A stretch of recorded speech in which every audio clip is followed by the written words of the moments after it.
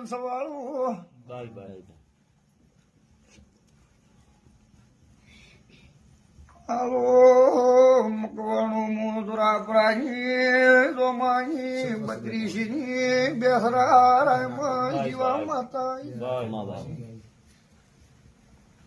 બોલીએ આજ પાર પડી ગયો ભગવાને તારીખ લઈ મારી આબરૂ રાશી છે હાજુ હાજુ ભાઈ